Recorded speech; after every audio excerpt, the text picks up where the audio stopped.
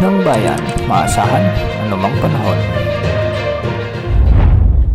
Magandang araw po sa ating lahat. Narito na ang pinakahuling update sa magiging lagay ng ating panahon, at sa ngayon nga ay dalawang weather system na lang ang nakakaapekto sa ating bansa at wala na rin tayong minomonitor na sama ng panahon sa loob at labas ng ating area of responsibility.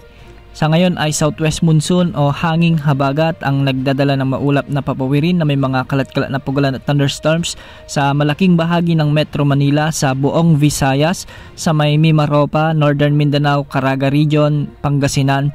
Ganitong panahon din ang inaasahan sa Zambales, Bataan, Tarlac, Pampanga, Bulacan, Cavite at Batangas. Ang mga lugar na nabanggit ay pinag-iingat sa banta ng mga biglaang pagbaha o pagguho ng lupa, lalo na kung may mga umiiral na katamtaman hanggang sa kung minsan ay malalakas na pagbuhos ng ulan. Samantala, para naman sa nalalabing bahagi ng Mindanao ay habagat pa rin ang nagdadala ng bahagyang maulap hanggang sa maulap na kalangitan na may mga isolated rain showers o tsansa ng mga kalat-kalat na pagulan at thunderstorms. Kaya posible pa rin ang banta ng mga flash floods o biglang pagbaha o pagguho ng lupa, lalo na kung may mga umiiral na severe thunderstorms. Para naman sa nalalabing bahagi ng Luzon ay localized thunderstorms naman ang nagdadala ng mga bahagyang maulap hanggang sa maulap na kalangitan na may mga isolated rain showers and thunderstorms. Sa mga oras nga na ito, sa Luzon ay may mga lugar na nakakaranas ng mga pag-ulan dulot ng thunderstorms, lalong-lalo na sa may La Union, Ilocos Sur, Ilocos Norte,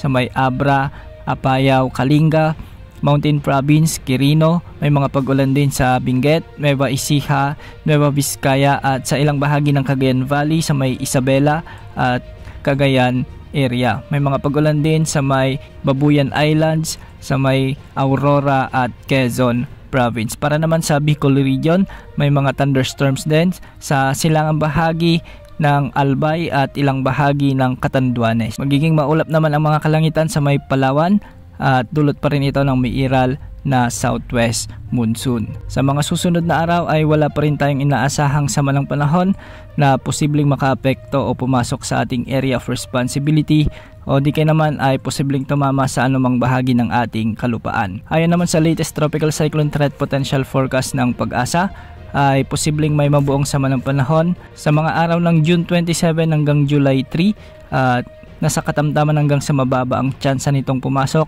sa ating area of responsibility. Kung sakali mang mabuo ito bilang bagyo, ay tatawagin ito ng Pag-asa bilang bagyong Bising, ang pangalawang bagyo na mabubuo sa ating area of responsibility. Ngunit posible pang maraming pagbabago dahil may katagalan pa. Bukas asahan pa rin ang pag-iral ng southwest monsoon na siyang magpapaulan pa rin sa malaking bahagi ng kanlurang bahagi ng ating bansa. Yan ang update sa lagay ng panahon. Ito pang weather update ng bayan, maasahan anumang panahon.